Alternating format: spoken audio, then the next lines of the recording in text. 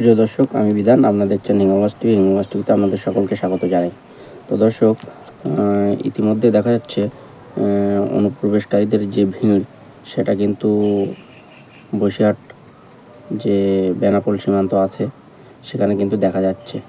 তো দর্শক, ইতিমধ্যেই আমাদের বসিরহাটে ডাক্তার সুরিয়া ব্যানার্জি তিনিও অলরেডি কিন্তু বলেই দিয়েছেন, বসিরহাটে আনাচে কানাচে কোনো অনুপ্রবেশকারী লুকিয়ে থাকলে ভারতীয় জনতা পার্টি কর্মীদের অথবা প্রশাসনকে সত্ত্বর জানাতে ভুলবেন না। তো দর্শক, চলুন কি বলছে এবার শুনে নিই। নমস্কার বসিরহাটবাসী, অনুপ্রবেশকারীরা সাবধান।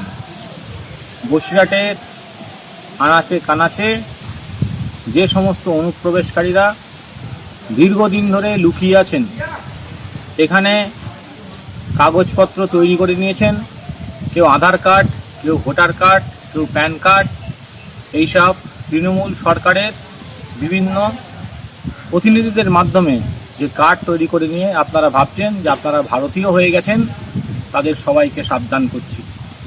ভারতীয় জনতা পার্টির সরকার গঠন হওয়ার পরে প্রত্যেক অনুপ্রবেশকারীদেরকে আমরা এখান থেকে ডিটেক্ট করে তাদের সমস্ত তথ্য নথি সব ভারতীয় থেকে ডিলিট করে তাদেরকে ডিপোর্ট করা হবে বাংলাদেশে।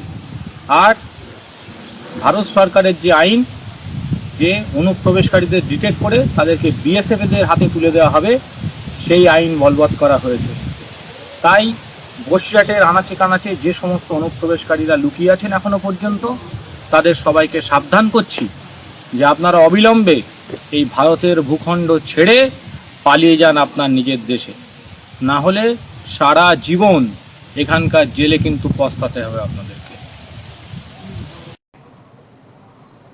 তো দর্শক, শুনলেন তো, এই যে বার্তাটা উনি দিয়েছেন, আগেই মুখ্যমন্ত্রী জানিয়ে দিয়েছিলেন এই বিষয়ে। তারপরই পরপর সব মানে নিচের লেভেলে যারা আছে, তো তারা সবাই পরপর কিন্তু জানিয়ে দিচ্ছে, এবং গ্রামাঞ্চলে বা পুলিশ প্রশাসনকেও কিন্তু নির্দেশ দেওয়া হয়েছে যে এটা বিষয়টা দেখার জন্য। তো দর্শক, বেনাপোল সীমান্তে এই মুহূর্তে কী পরিস্থিতি, চলুন একবার দেখে আসি।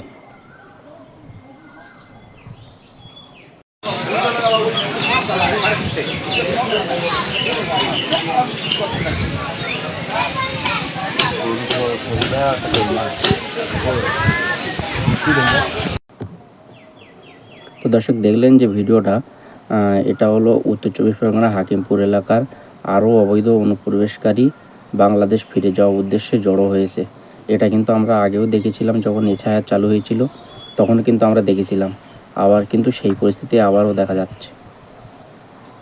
জেলায় জেলায় হোল্ডিং সেন্টার বা আটক বা কেন্দ্রগুলো চালু হওয়ার পর, এবং পশ্চিমবঙ্গে বিজেপি সরকার ও মুখ্যমন্ত্রী শুভেন্দু অধিকারী অবৈধ অনুপ্রবেশকারীদের বিষয়ে কঠোর অবস্থান গ্রহণ করার পরেই নতুন করে ফিরে যাওয়ার এই দৃশ্য দেখা যাচ্ছে। তো দর্শক, কী বলবেন, কমেন্ট করবেন, কমেন্ট বক্সে নজর রাখবেন হিঙ্গলগঞ্জ টিভিতে।